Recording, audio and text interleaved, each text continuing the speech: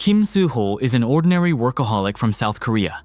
He's studying to be an engineer and toiling away on a construction site to get out of debt. His only joy is reading his favorite novel, A Night of Blood and Steel, right before bed. Tired after his shift, he falls asleep with his phone in hand and wakes up in a different world. The first thing he feels is a terrible hangover and the unbearable stench of alcohol. He struggles to his feet and approaches the cloudy mirror. Looking back at him from the mirror is not himself, but a complete stranger with a swollen face, bruises, and the cloudy eyes of a confirmed alcoholic. A realization dawns on Soo-ho. He's trapped in the body of a minor villain, a village hooligan named Lloyd Frontera, who is destined to die in a ditch in a couple of years. Panic gives way to shock as he tries to recall the plot. His family are impoverished nobles, about to be devoured by debt. His father, a baron, and his mother are on the verge of suicide. The situation couldn't be worse. And at that very moment, the door bursts open. A man with a gaze that could freeze the ocean stands on the threshold. It looks like Lloyd is about to get a dressing down for his past sins. What will happen next? Lloyd, now in Soo-ho's mind, tries to blink and focus on the newcomer. A stunningly handsome young knight, with icy eyes filled with hatred, stands before him. This is Xavier Asrahan, the adopted son of the Frontera family, and, incidentally, the protagonist of the very novel Soo-ho was reading. The original Lloyd had bullied Xavier for years, taking advantage of his position as young master. Xavier is prepared for another round of humiliation or aggression, but Lloyd, recalling the plot, realizes that arguing with the future savior of the world is suicide. He does something unthinkable for the local bully. He politely greets and apologizes for disturbing him. Xavier's eyes widen. This psycho is clearly up to something. Xavier, disbelieving, finally relents just enough to avoid killing Lloyd on the spot. He merely informs him curtly that his father has summoned him. Lloyd understands. The debt dispute is about to begin. In his father's office, Lloyd sees the real figures for the first time. The barony of Frontera owes enormous sums, and the creditors are already approaching. But just as Lloyd stares at these hopeless papers, a strange ringing sounds in his head. While Lloyd's father, Baron Frontera, mourns over bills, our hero tries to understand the economics of this world. And then, a ping. A blue window pops up before his eyes. It's the system. But it behaves not like a soulless program, but like a caustic troll, for which fans will later nickname it Message. The system congratulates Lloyd on activating and hands him a starter pack. Lloyd, expecting to see a legendary sword or a scroll of magic, looks in horror at the items in his inventory. There are sunflower seeds, red and blue, and the ability Summon Magical Creature. Lloyd is furious. What seeds? I have to build and pay off my debts. The system only remains sarcastically silent, hinting that things aren't so simple. Lloyd reluctantly activates the summoning. There's a pop, and a hamster falls to the floor. An ordinary, chubby hamster with very intelligent eyes. Lloyd is in utter despair. His only trump card is the rodent. But he notices the hamster looking at the red sunflower seeds with interest. What if? Lloyd thinks, handing the seed to his new pet. Lloyd feeds a red seed to a hamster. Something incredible happens. The hamster begins to grow, and grows, and grows. Right before Lloyd's astonished eyes, the ordinary animal transforms into a bear-sized monster. It's Pong, the first magical creature in Lloyd's arsenal. The blue seed, as it turns out later, returns him to his cute little form. Lloyd, still in shock, quickly realizes with his engineering mind, Pong in his large form is the perfect living machine. He can dig, carry rocks, and dig trenches. It's an excavator and a bulldozer all rolled into one, only it eats seeds instead of diesel fuel. Lloyd's eyes light up with a mad fire. He looks at the devastation in the estate, then at Pong. A plan is hatched instantly.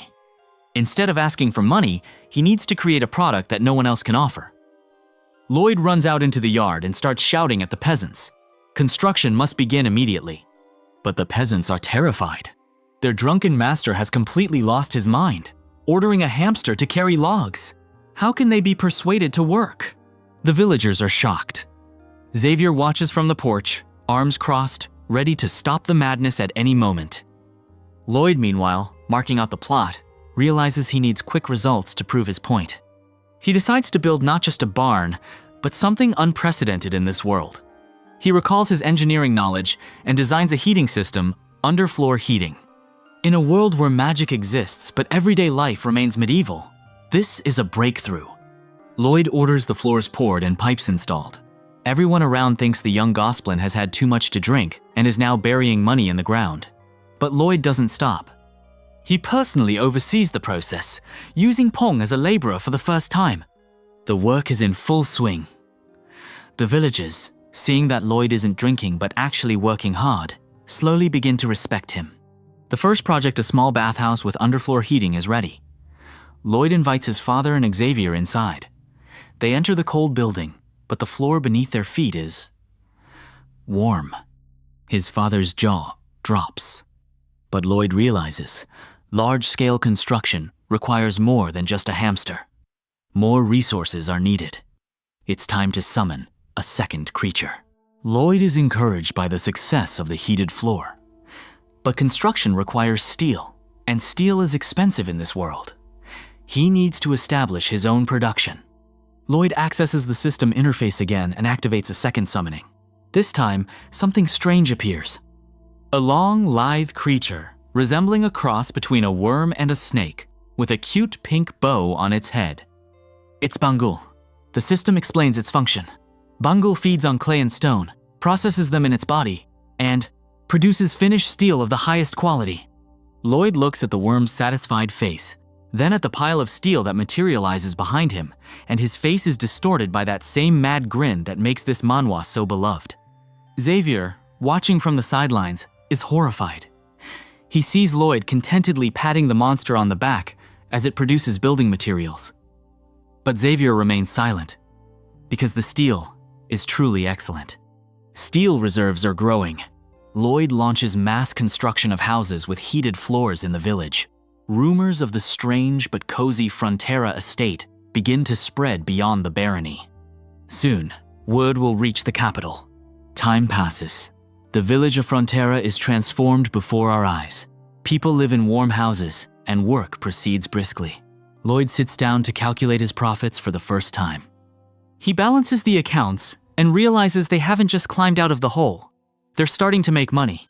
But the problem is different. For the next leap, they need water. They need to irrigate the fields to harvest 2 crops a year. Lloyd realizes that irrigation is essential. The peasants haul water in buckets. It's the Stone Age. He turns to the system again and acquires a third creature, the hippopotamus Hamang. Hamang has the ability to suck up and pump tons of water, acting like a living pump. Lloyd activates the canal system. The fields of Frontera begin to yield fantastic harvests. Now the barony has not only real estate, but also a food surplus that can be sold profitably. And just when everything seems to be going according to plan, dust appears on the horizon. A royal cortege is approaching the barony. High-ranking guests from the capital have come to see this marvel of engineering for themselves. Lloyd greets his guests. They are arrogant officials and knights from the kingdom of Magentano. They look down on Lloyd, expecting to see a provincial drunkard. The guests from the capital wander through the village and are surprised to find that the houses are clean, well-fed, and incredibly warm. They demand an explanation. Lloyd goes into sales mode. He doesn't just show them houses. He crunches the numbers. He talks about profitability, return on investment, and savings on firewood. The capital's academics, who studied from dusty tomes, are speechless. This man with tired eyes speaks a language they don't understand, but it sounds damn convincing. The arrogant officials realize, this is not a country bumpkin, but a genius who can enrich the kingdom. Lloyd receives an invitation to court and the first major government contract for the construction of similar buildings in the capital. Lloyd is jubilant. Money, fame, recognition. But just as he's about to celebrate victory, a forgotten fragment of the novel's plot pops into his head. Soon, very soon, the great war with the monsters will begin. The euphoria of success gives way to a cold sweat of terror. Lloyd remembers that, according to the book's plot, hordes of monsters from the north will invade in a few months. And the barony of Frontera, just getting back on its feet, will find itself right in the enemy's path. He frantically searches for information. In the capital, no one believes the threat yet. Everyone is busy intriguing and dividing up the budget. Lloyd understands. He can only rely on himself. Lloyd looks at his army. A hamster excavator, a worm steel mill, and a hippopotamus pump. These are not fighters. They are a construction battalion. But if the enemy is coming, they must not fight, but fortify. Lloyd's eyes light up with a mad fire again. He will not train soldiers, he will build an impenetrable fortress.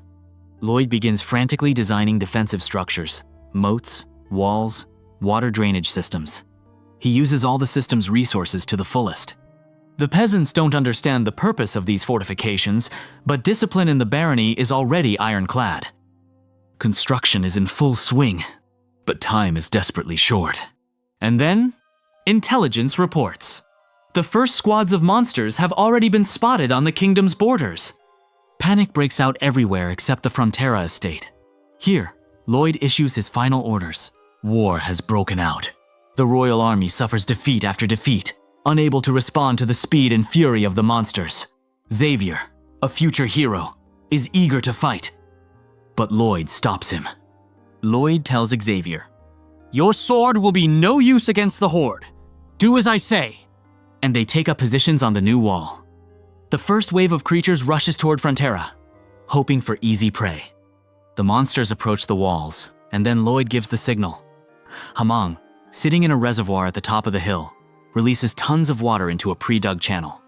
The moat in front of the wall instantly fills with water, washing away the first attackers. Those who try to swim across are fired upon by archers. Bangul spits red-hot steel directly onto the heads of the creatures. And Papung, in his giant form, simply throws those who manage to climb over the wall. The first attack is repelled with minimal losses for the defenders. The peasants, who had just been wielding pitchforks, look at Lloyd with admiration.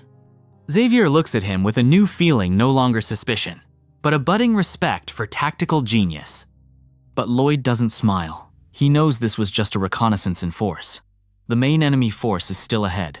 The system, silent throughout the battle, suddenly issues a new notification. It seems that for his successful defense, Lloyd is gaining access to new, more powerful creatures and technologies. Will he be able to withstand a real armada? We'll find out in the next episodes. This concludes the detailed recap of the first 10 chapters. How do you like this format, a chapter-by-chapter analysis? If you want to see the rest and find out what other crazy engineering solutions Lloyd will employ, like and comment. This was your nickname. Stay tuned. After the successful defense of the Frontera estate, rumors of the brilliant engineer reach the highest levels. Empress Alicia Termina Magentano takes a personal interest in Lloyd. A royal messenger arrives at the estate with a summons to court. Lloyd realizes this is an opportunity he can't miss.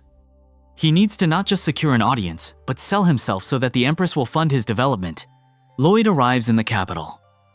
In the throne room, he sees the very woman he read about in the novel, a beautiful, powerful, yet pragmatic ruler. Alicia looks at this provincial baron, who smiles strangely and asks, "What do you wish to ask?" The entire court freezes.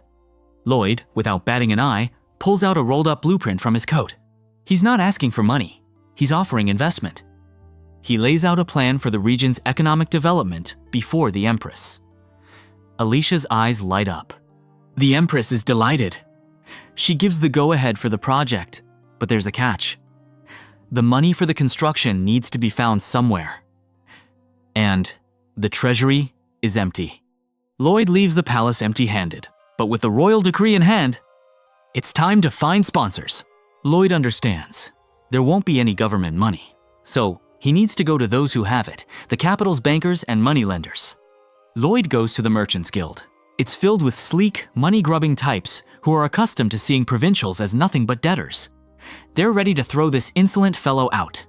Lloyd lays out his trump card blueprints for an irrigation system and a plan to create a trade route through the lands of Frontera. He talks about interest rates, returns, and dividends as if he's been a stockbroker his whole life. The bankers, their mouths open, realize this isn't a penniless baron, but a brilliant financier. Lloyd gets a loan, a huge one, secured against future harvests and buildings. The moneylenders are happy, and Lloyd is doubly happy other people's money will turn to gold in his hands. With money in his pocket, Lloyd returns to the estate. But an unpleasant surprise awaits him there. While he was away, neighboring nobles, having learned of his successes, began to plot. Count Carlos, a neighboring landowner who has always looked down on Frontera, suddenly becomes active. He sends spies to find out Lloyd's secrets. Lloyd notices strange individuals scurrying around the construction sites. Pong, who, in his giant form, has a clear view of everything from above, points them out to the landowner.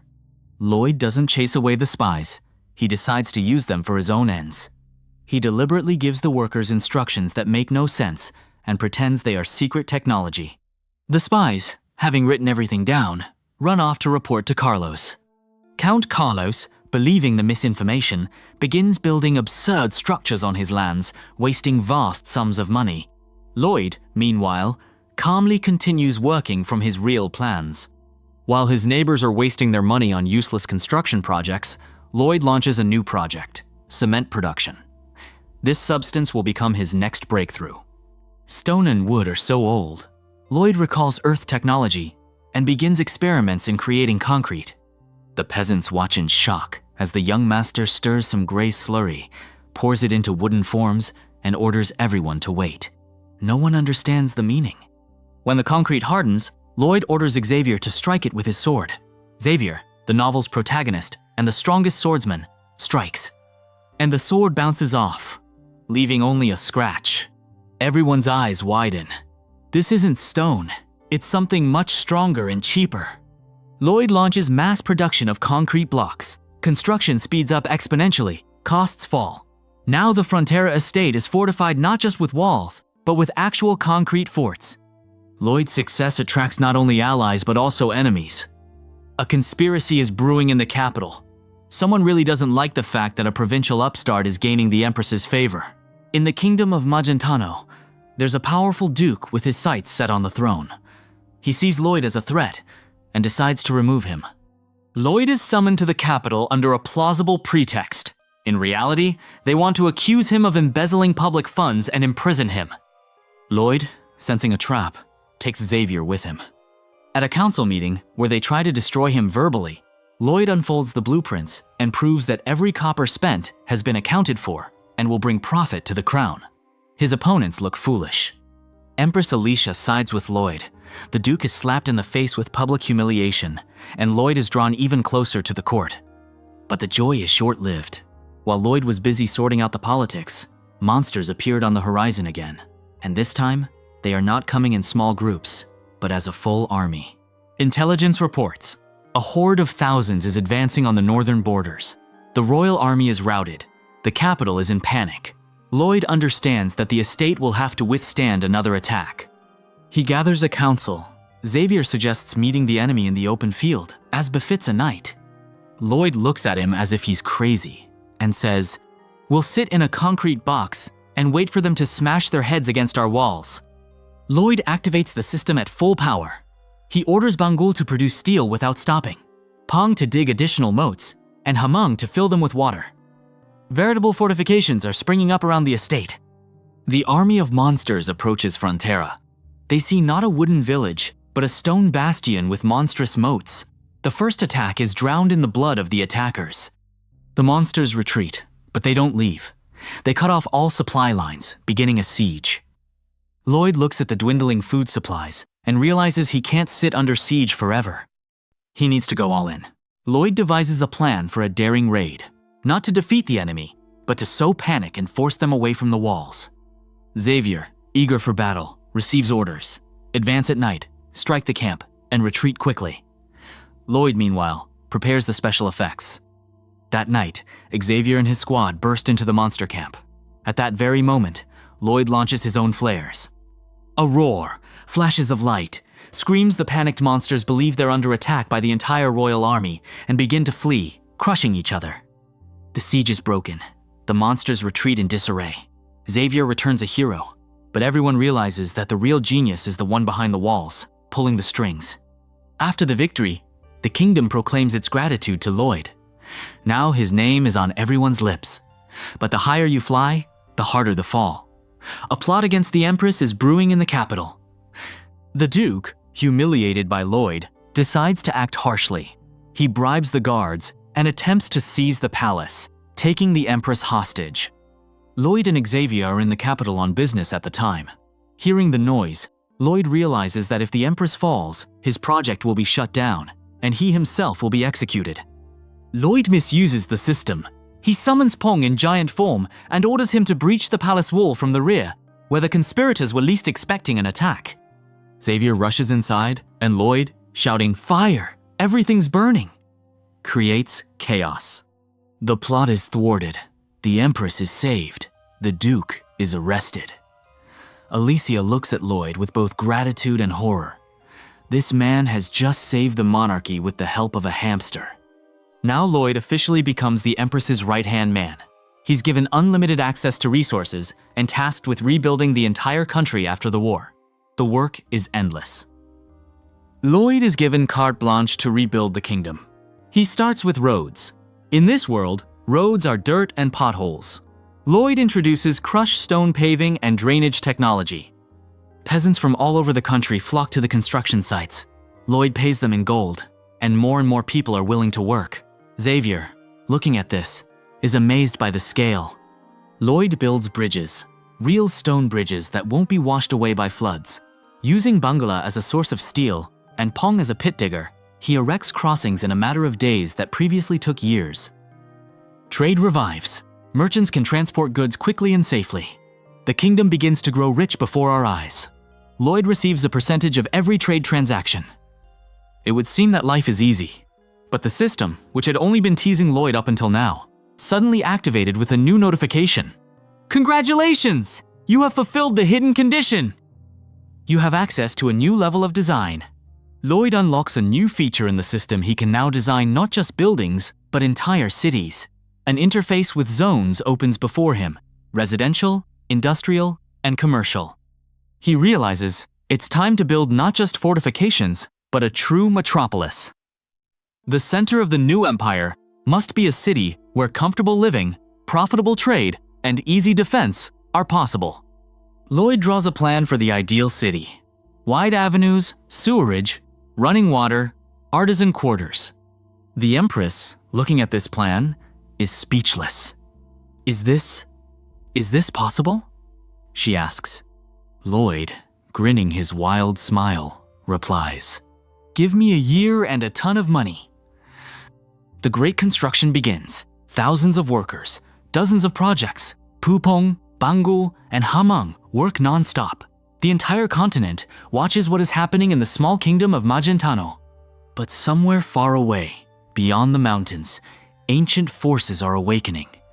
The dragons of legend are beginning to show signs of restlessness, and their gaze is set on the prosperous human lands. Lloyd has no idea that his next construction project won't be a city, but a line of defense against the real monsters of this world. What will happen next? We'll find out in the coming episodes. After receiving carte blanche from the Empress, Lloyd begins strategic planning. The first thing any economy needs is transportation. Lloyd looks at a map of the kingdom and realizes the existing roads are mud, potholes, and swamps. Merchants are losing goods, and the treasury is losing taxes. Highways need to be built. Lloyd introduces a technology that makes the local engineers' eyes pop out of their heads: a crushed stone roadbed, compacted by rollers, and drainage ditches along the sides. Pupong, in his gigantic form, becomes the perfect roller, and Hamang ensures that the water does not stagnate. The first paved road connects Frontera's estate with the capital. Travel time is cut threefold. Merchants line up to use the new route. For a fee, of course. Lloyd rubs his hands, watching his profits grow. But the system, as always, has a surprise in store. At this moment, a notification about a new hidden achievement arrives. The system activates and displays a new message. Congratulations, you've built 10 kilometers of roads. Access to the new logistics feature is now available. Lloyd opens the interface and realizes he can now monitor cargo flows, optimize routes, and, most importantly, build roadside infrastructure. Blueprints for inns, stables, and food stations appear. Lloyd, with a wild grin, realizes this isn't just a construction project. It's the creation of a roadside service network. He'll make money at every step of the way. Lloyd launches a pilot project, a roadside tavern with a signature menu and accommodations. The merchants are delighted. It's safe, clean, and affordable. The money is flowing in. While Lloyd is building a business empire, a new conflict is brewing in the capital. There's an attempt to marry Empress Alicia off to a neighboring prince, and this threatens Lloyd with the loss of his cushy position. An embassy from a neighboring state arrives in the kingdom of Magentano with a proposal for a dynastic marriage. The prince wants to marry Alicia to unite the kingdoms. Lloyd learns of this and realizes that if Alicia marries and leaves, his funding will be cut off, and the new rulers will likely break his contracts. Lloyd requests an audience with the Empress and begins selling her the idea that marriage is a bad investment. He shows her calculations. If Alicia remains alone and focuses on economic development, the kingdom will be 3 times richer than its neighbors in 5 years. The Empress, a pragmatic woman, agrees with Lloyd's arguments. The embassy leaves empty-handed, and Lloyd gains even more trust from Alicia. But enemies are not asleep. Disgruntled nobles, whom Lloyd has stripped of their influence, unite in a secret alliance. Their goal is to discredit the upstart at any cost. A group of old aristocrats, whose incomes have fallen due to Lloyd's new roads and trade routes, gather for a secret meeting. They decide to send assassins after Lloyd. But not ordinary assassins, but mages capable of operating covertly. At night, shadows creep into the Frontera estate, but Xavier, who now views Lloyd not as a burden but as an intrusive but important superior, senses the presence of enemies. A fight ensues. Xavier, being the novel's protagonist, naturally defeats the mages but leaves one alive for interrogation. Under torture, not the most brutal, but convincing, the mercenary surrenders his clients. Lloyd receives a list of names. Now he has incriminating evidence against his enemies.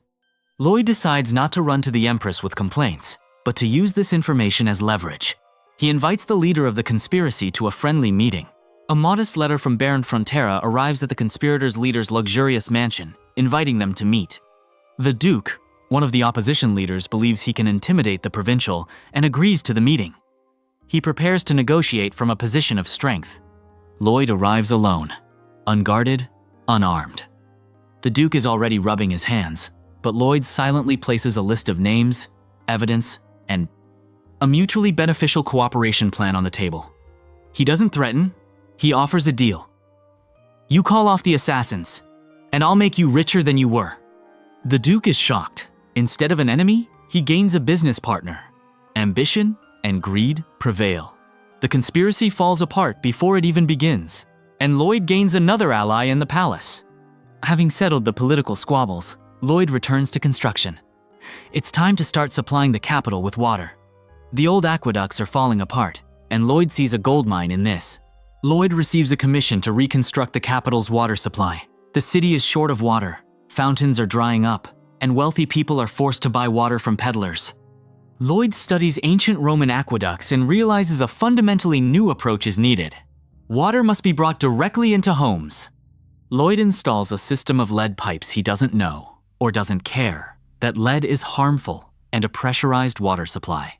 The hamang becomes the main pump, pumping water from the river into the city's reservoirs. The world's first faucet appears in Lloyd's house. Water flows. Xavier, who has come to report, pauses in the doorway, gazing at this marvel of engineering. Lloyd smiles his signature smile. Word of the miraculous water supply reaches the Empress. Alicia demands that water be brought to the palace immediately, but Lloyd makes a condition. Lloyd arrives at the palace for an audience. The Empress expects him to begin building the water supply immediately, out of patriotism. But Lloyd lays out an estimate on the table. The price for bringing water into the palace is 3 times higher than the market price. Alicia is furious, but Lloyd is unfazed. He explains. Exclusivity comes at a high price, and while they argue, news arrives at the palace. A fire has broken out in the city. A regular fire, one that could destroy half the capital. Lloyd calmly says, "If you had high-pressure water, we would have put it out by now." Alicia bites her lip and signs the estimate. Lloyd receives an exorbitant fee. While Lloyd is haggling with the Empress, the system suddenly activates and issues a strange task: build a public toilet. Lloyd is perplexed, but arguing with the system is futile.